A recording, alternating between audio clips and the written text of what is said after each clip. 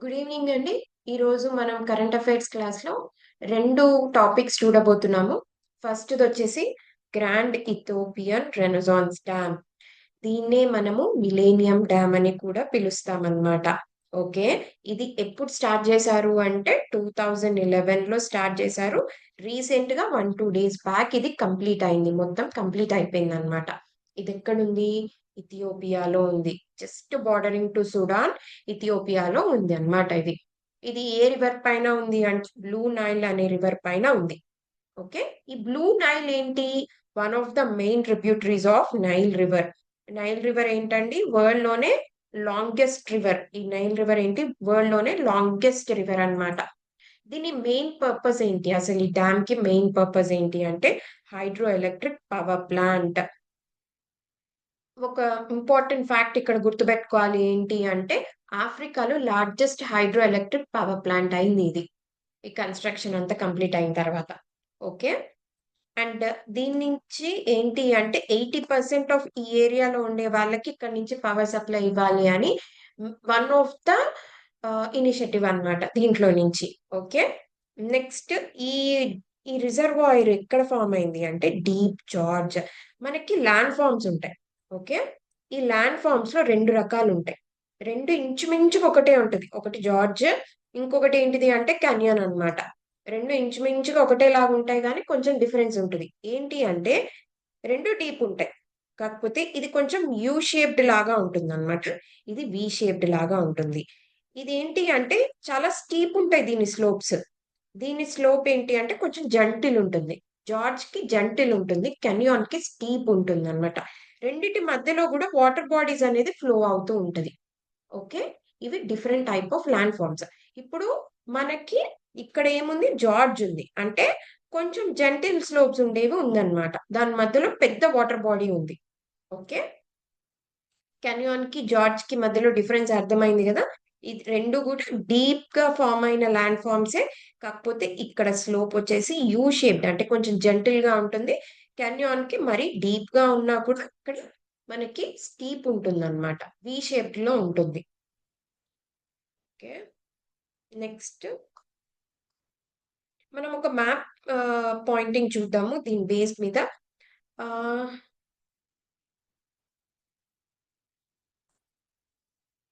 ఇక్కడ మనం చూసిన డ్యామ్ ఉంది గదా!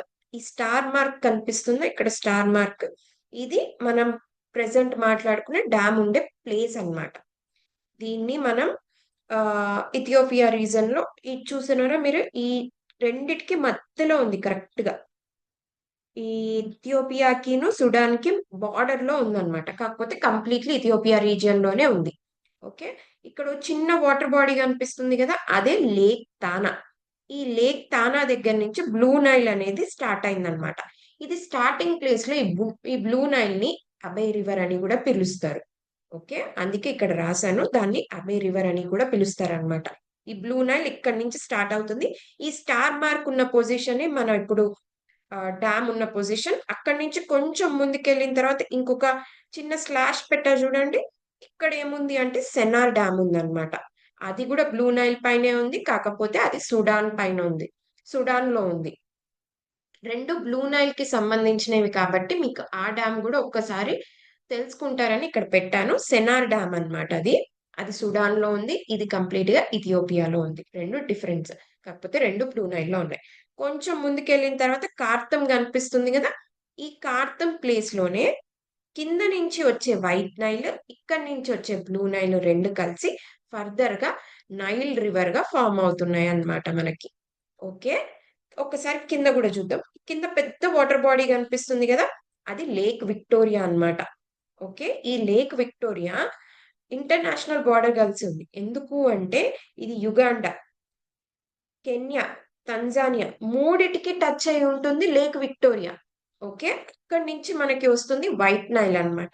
సో, ఇక్కడి నుంచి వచ్చిన వైట్ నైల్, లేక్ తానా దగ్గర నుంచి వచ్చిన బ్లూ నైల్ 2 కార్తుమ్ అనే ప్లేస్‌లో సుడాన్‌లో కార్తుమ్ అనే ప్లేస్‌లో కలుస్తాయన్నమాట. మెర్జ్ అయ్యి నైల్ రివర్‌గా అది ఫార్మ్ అవుతుంది. ఇక్కడి నుంచి మనకి ఈజిప్ట్ లోకి ఎంటర్ అవ్వగానే ఒక చిన్న మళ్ళీ వాటర్ బాడీ ఉంది కదా, లేక్ నాజర్ అనేది ఇక్కడ ఉంటుంది అనమాట. అది కూడా నైల్ రివర్ పైనే ఉంటుంది. అలా కొంచెం ముందుకెళ్ళి ఇక్కడ అలెగ్జాండ్రియా అనే ప్లేస్ లో నైల్ డెల్టా ఫామ్ అవుతూ మనకి మెడిటరేనియన్ సీలో ఇది ఫ్లో అవుతుంది అనమాట. Okay, I hope it's clear. Map pointing clear అయింది అనుకుంటాను. దీంట్లో ఇంకొకటి చెప్పాలనుకుంటున్నా ఏంటి అంటే, మనకి యూజువల్లీ ఈస్ట్ టు వెస్ట్ లేకపోతే నార్త్ టు సౌత్ ఇవి కొంచెం ఎక్కువగా అడుగుతారు. కాబట్టి ఒక్కసారి అది కూడా ఒకసారి చూద్దాము. నార్త్ టు సౌత్ ఈ లేక్స్ చూస్తే ఫస్ట్ నాజర్ ఉంది, తర్వాత తానా ఉంది, తర్వాత విక్టోరియా ఉంది. ఓకే, మనకి ఆల్ఫాబెటికల్ ఆర్డర్ లో కూడా దీన్ని అనుకోవచ్చు. నాజర్ అంటే ఎన్ పైన ఉంది కాబట్టి నార్త్ నాజర్ ఉంది, తర్వాత తానా ఉంది, తర్వాత విక్టోరియా ఉంది. అలా కూడా దీన్ని గుర్తుపెట్టుకోవచ్చు అనమాట. ఓకే, నార్త్ టు సౌత్ అడిగితే ప్లీజ్ బి వెరీ కేర్ఫుల్. ఇక్కడ ఉందామని, ఇక్కడ ఇలా ఉందని చూసుకోండి అనమాట ఒకసారి. ఫర్దర్ గా ఇట్లాంటిది రివర్ బేస్డ్ పైన మనకి యూపీఎస్సీలో ఆల్రెడీ క్వశ్చన్ ఇచ్చున్నారు. సో అదొక్కసారి చూద్దాము. యూపీఎస్సీ పీవైక్యూ అనమాట ఇది. ఇక్కడ ఏంటి అంటే మెకాంగ్ రివర్ అండమాన్ సీలోకి వెళ్ళి డ్రైన్ అవుతుంది అంటున్నాడు. కాదండి, ఇది చైనాలో స్టార్ట్ అయ్యి ఆల్మోస్ట్ మొత్తం నార్త్ అక్కడ సౌత్ ఈస్ట్ ఏషియన్ కంట్రీస్ అన్నిట్లో నుంచి ఫ్లో అయ్యి సౌత్ చైనా సీలోకి డ్రైన్ అవుతుంది అనమాట ఇది. ఓకే, తర్వాత థేమ్స్ ఐరిష్ రివర్ అంటున్నాడు. మనకి బాగా తెలిస్తే థేమ్స్ ఎక్కడుంది? థేమ్స్ వచ్చేసి లండన్ లో ఉందన్నమాట. ఎందుకు ఇది మనకి బాగా తెలుసు అంటున్నా అంటే, మన మూసి రివర్ ప్రాజెక్ట్ అని తీసుకొచ్చారు కదండి, అది మొత్తం థేమ్స్ స్పేస్ మీద తీసుకొచ్చామని చెప్తున్నారు. సో ఈ థేమ్స్ ఎక్కడుంది? లండన్ లో ఉంది. ఇది ఐరిష్ సీలో వెళ్ళి డ్రైన్ అవ్వట్లేదు, ఇది నార్త్ సీలో వెళ్ళి డ్రైన్ అవుతుంది అనమాట.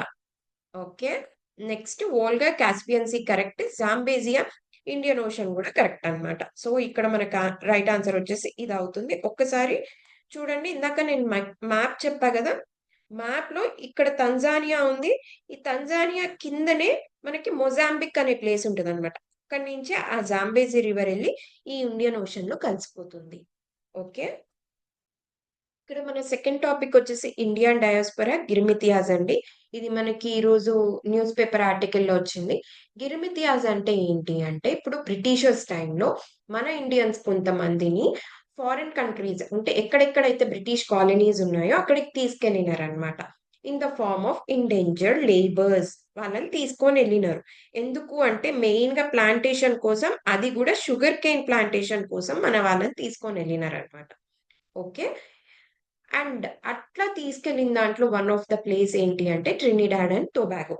ఇది ఎక్కడుంది అంటే క్యారిబియన్ ఐలాండ్స్ లో వన్ ఆఫ్ ద ఐలాండ్ అన్నమాట ఇది. ఓకే, మన పిఎం నరేంద్ర మోడీ గారి విజిట్ జరుగుతుంది ప్రెసెంట్ గా, దాంట్లో భాగంగా ఆయన గానా వెళ్ళినారు మొన్న. అట్లనే ట్రినిడాడ్ అండ్ టొబాగో కూడా వెళ్ళినారు అనమాట. ఇక్కడ అక్కడ ఉండే ఇండియన్ డయాస్పోరా వాళ్ళకి ఓసిఐ కార్డ్స్ అనేది అనౌన్స్ చేసినారు ఆయన. ఎందుకు అంటే అక్కడ మనకి 40% ఆఫ్ ఆ కంట్రీ పాపులేషన్ మన ఇండియన్సే ఉన్నారు. ఓకే, అండ్ నెక్స్ట్ మనకి అసలు ఈ ఓసిఐ కార్డ్స్ అంటే ఏంటి అని చూసుకుంటే, 2000 మనకి ఈ ఇండియన్ డయోస్పోరా అనేది చాలా ఇంపార్టెంట్ అండి. ఎందుకంటే ఇది సాఫ్ట్ పవర్ గా కూడా మనకి పనిచేస్తుంది అన్నమాట. సో ఇండియన్ డయాస్పోరా అనేది మనకి చాలా ఇంపార్టెంట్. అందుకని 2000 లో ఏం చేసినారు అంటే ఎల్ఎం సింఘ్వి అనే ఒక కమిటీ వేసినారు. స్పెసిఫిక్ గా ఇండియన్ డయాస్పోరా కోసం ఎల్ఎం సింఘ్వి అనే కమిటీ వేసినారు అనమాట. ఆ కమిటీ నుంచి వచ్చిన అవుట్కమ్ ప్రకారంగా మనకి 2003లో సిటిజన్షిప్ బిల్ యాక్ట్ ని అమెండ్ చేసి మనకి పిఐఓ అనేది తీసుకొచ్చినారనమాట. Okay, person of Indian origin అని ఒక ప్రొవిజన్ ని తీసుకొని వచ్చినారు. తర్వాత 2005లో ఓసిఐని పట్టుకొచ్చినారు. ఆ తర్వాత ఇన్ని కార్డ్స్ ఎందుకు అని చెప్పి 2015లో పిఐఓని ఓసిఐని మర్జ్ చేసేసి అది ఓన్లీ ఓవర్సీస్ సిటిజన్షిప్ ఆఫ్ ఇండియాగా తీసుకొని వచ్చినారు అనమాట. ఓకే, అసలు దీనికి ఎవరు ఎలిజిబుల్ అంటే ఆ ఇప్పుడు ఎవరైనా ఒక ఫారెన్ నేషనల్ వాళ్ళ గ్రాండ్ పేరెంట్స్ కానీ వాళ్ళ పేరెంట్ కానీ ఇండియన్ సిటిజన్ అయ్యి ఉండింటే, అంటే వాళ్ళకి ఇండియన్ టైస్ ఉండాలి వాళ్ళ ఆన్సిస్టర్స్ కి, అప్పుడు వాళ్ళు ఈ కార్డ్ అప్లై చేసుకోవడానికి ఎలిజిబుల్ అన్నమాట. దాంతో పాటు మన ఇండియన్ సిటిజన్ ని ఎవరైనా ఒక ఫారినర్ పెళ్లి చేసుకుంటే ఒక 2 ఇయర్స్ ఆఫ్ మ్యారేజ్ తర్వాత వాళ్ళు ఈ ఓసీఐ కార్డ్ అనేది అప్లై చేసుకోవచ్చు. ఎవరికి అసలు ఎలిజిబుల్ కాదు అంటే, ఎవరైతే పాకిస్తాన్ అండ్ బంగ్లాదేశ్ టైస్ ఉన్నాయో అంటే వాళ్ళ పేరెంట్స్, గ్రాండ్ పేరెంట్స్ ఈ 2 దేశాలకు సంబంధించిన వాళ్ళయ్యుంటే వాళ్ళు ఎలిజిబుల్ కాదు. దాంతో పాటు మన ఇండియన్ వాళ్ళే అయినా కూడా ఎవరైతే బయట ఫారిన్ కంట్రీస్‌లో ఉంటారో, అంటే వాళ్ళ మిలిటరీలో పని చేస్తూ ఉంటారో వాళ్ళు గూడా ఎలిజిబుల్ కాదనమాట. ఓకే. ఇది ఎలిజిబిలిటీ క్రైటీరియా మనకి ఓసీఐ కార్డ్ హోల్డర్స్‌కి. దాని తర్వాత దీనికి బెనిఫిట్స్ ఏంటి? బెనిఫిట్స్ ఏంటి అని చూస్తే, వీళ్ళు లైఫ్ లాంగ్ వీసా తీసుకోవచ్చు. ఎన్ని సార్లన్నా మనకి ఇండియాలోకి రావచ్చు. ఎన్ని సార్లన్నా వెళ్ళొచ్చనమాట. లైఫ్ లాంగ్ వీసా తీసుకోవచ్చు వీళ్ళు. అండ్ నెక్స్ట్ ఇక్కడికొచ్చి వీళ్ళు అడాప్ట్ చేసుకోవచ్చు పిల్లల్ని. అండ్ నేషనల్ పార్క్స్‌లో వీళ్ళకి ఈక్వల్ ఫీ ఉంటుంది లైక్ ఇండియన్స్ అన్నమాట. అంటే ఏంటి అంటే ఒకసారి చెప్తా వినండి. బాందీపూర్ నేషనల్ పార్క్ ఉంది. ఈ బాందీపూర్ నేషనల్ పార్క్‌లో మనకి సఫారీ జరుగుతది. దాంట్లో మనకొచ్చేసి ఫీ 850 ఉంటుంది. ఫారినర్స్‌కి 2500 ఉంటుందన్నమాట. ఎవరికైతే ఈ ఓసీఐ కార్డ్ ఉంటుందో వాళ్ళకి గూడా 850 ఉంటుంది. So, same equal to Indian nationals ఇక్కడ నేషనల్ పార్క్స్‌లో. అది వీళ్ళకి వన్ ఆఫ్ ద బెనిఫిట్ అన్నమాట. ఆ తర్వాత మనకి సిటిజన్‌షిప్ రావాలంటే వన్ ఆఫ్ ద వేస్ ఏంటి అంటే త్రూ రిజిస్ట్రేషన్. రిజిస్ట్రేషన్ నుంచి గూడా మనం సిటిజన్‌షిప్ అనేది తెచ్చుకోవచ్చన్నమాట. మామూలుగా అయితే 7 ఇయర్స్ ఇండియాలో ఉండాలి. యూజువల్ రెసిడెంట్‌గా 7 ఇయర్స్ ఉండాలి త్రూ రిజిస్ట్రేషన్. అలా కాకుండా ఈ ఓసీఐ కార్డ్ హోల్డర్స్ ఎవరైతే ఉన్నారో, వాళ్ళు 5 ఇయర్స్ నుంచి ఈ ఓసీఐ కార్డ్ హోల్డర్ అయ్యుండాలి.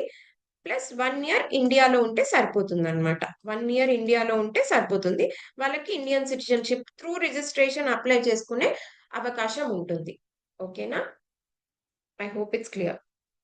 తర్వాత ఏంటి అంటే రిస్ట్రిక్షన్స్ ఏంటేంటి అంటే ఇప్పుడు కాన్స్టిట్యూషనల్ పోస్టులున్నాయి గదా! లైక్ ప్రెసిడెంట్, వైస్ ప్రెసిడెంట్ అవన్నీ కూడా వీళ్ళు అప్లై చేసుకోవడానికి లేదు. అంటే వాళ్ళు దీనికసలు అర్హులు కాదు. అండ్ ఆర్టికల్ 16 ప్రకారంగా మాకు గూడా పబ్లిక్ ఎంప్లాయ్‌మెంట్‌లో ఆపర్చునిటీ ఇవ్వాలి అంటే కుదరదనమాట. వాళ్ళకి పబ్లిక్ ఎంప్లాయ్‌మెంట్‌లో ఇవ్వం మనం. అండ్ నెక్స్ట్ ఇక్కడ 2 టర్మినాలజీస్ ఉంటాయి. ఎన్ఆర్ఐ ఒకటి, ఓసీఐ ఒకటి. ఎన్ఆర్ఐ అంటే ఏంటి అంటే మన ఇండియన్ సిటిజన్సే వీళ్ళు. కాకపోతే వర్క్ కోసమో, స్టడీ కోసమో వీళ్ళు బయటికెళ్ళి ఉంటారనమాట. ఈ ఓసీఐ అంటే మన ఇండియన్ సిటిజన్స్ కాదండి. Foreign citizens. మనం వాళ్ళకి మన ఇండియన్ టైస్ ఉన్నాయి గాబట్టి ఓసీఐ కార్డ్ అనేది ఆఫర్ జేస్తున్నాము. అంతే. వీళ్ళు మన సిటిజన్సే. వీళ్ళు మన సిటిజన్స్ కాదనమాట. ఓకే. అండ్ వీళ్ళొచ్చి మనకు ఓటేయొచ్చా అంటే ఎన్ఆర్ఐస్ వచ్చి ఓటేస్తారు. కానీ ఓసీఐ కార్డ్ హోల్డర్స్ వచ్చి ఓటేయడానికి లేదు. అగ్రికల్చర్ ప్రాపర్టీ మాత్రం ఎన్ఆర్ఐస్‌కి రిస్ట్రిక్షన్ ఉంది. ఓసీఐ వాళ్ళకి గూడా రిస్ట్రిక్షన్ ఉంది. అండ్ వీళ్ళు ఎంపీగా, ఎమ్మెల్యేగా పోటీ చేయొచ్చా అంటే ఎంపీగా, ఎమ్మెల్యేగా గూడా ఓసీఐ కార్డ్ హోల్డర్స్ వాళ్ళు చేయడానికి లేదన్నమాట. Okay. I hope it's clear. ఒక్కసారి చెప్తా వినండి. ఏదైతే ఇక్కడ అగ్రికల్చర్ ల్యాండ్ ఉందో అది ఇద్దరికి ఎన్ఆర్ఐకి, ఓసీఐ కార్డ్ హోల్డర్స్ ఇద్దరికీ వర్తిస్తుంది. ఇద్దరికీ అగ్రికల్చర్ ప్రాపర్టీ పైన రిస్ట్రిక్షన్ ఉంది ఇండియాలో. ఓకే. మిగతావన్నీ మాత్రం ఇవన్నీ only for OCI card holders. Only agriculture ప్రాపర్టీకి ఒక్కటే ఎన్ఆర్ఐకి, ఓసీఐకి మాత్రం ఇద్దరికీ రిస్ట్రిక్షన్ ఉంది అని చెప్తున్నాను. ఓకేనా? కన్‌ఫ్యూజ్ అవ్వద్దిక్కడ. ఫర్దర్‌గా మనం దీనిపైన ఒక చిన్న ఎంసీక్యూ చేసున్నాము. ఇదొక్కసారి చూద్దాము. ఏంటి అంటే, మనకి డ్యుయల్ సిటిజన్‌షిప్ ప్రొవైడ్ చేస్తామా మనం ఇండియాలో? లేదు. డ్యుయల్ సిటిజన్‌షిప్ మనం ప్రొవైడ్ చెయ్యమనమాట. సో, ఇది కరెక్ట్. తర్వాత మనం ఇందాక మాట్లాడుకున్నాం గదా! పర్సన్ ఆఫ్ ఇండియన్ ఆరిజిన్‌ని నెక్స్ట్ ఓసీఐ కార్డ్ కేటగిరీ రెండిటిని కలిపేసినాం 2015లో. సో, ఇది కూడా కరెక్ట్. ఓసీఐ కార్డ్ హోల్డర్స్ ఈ సెట్ ఆఫ్ యాక్టివిటీస్‌లో ఇన్వాల్వ్ అవ్వచ్చు అంటున్నారు. ఏంటవి ఒకసారి చూద్దాం. రిసర్చ్ చేయొచ్చు, జర్నలిజం చేయొచ్చు, మౌంటైనరింగ్ చేయొచ్చు అంటున్నారు. చేయొచ్చు. కాకపోతే వాళ్ళకి పర్మిషన్ తీసుకోవాలన్నమాట. సో, వాళ్ళకి ఇన్వాల్వ్ అవ్వచ్చు కంప్లీట్‌గా అంటే లేదు. వాళ్ళు ప్రేయర్ పర్మిషన్ తీసుకోవాలి.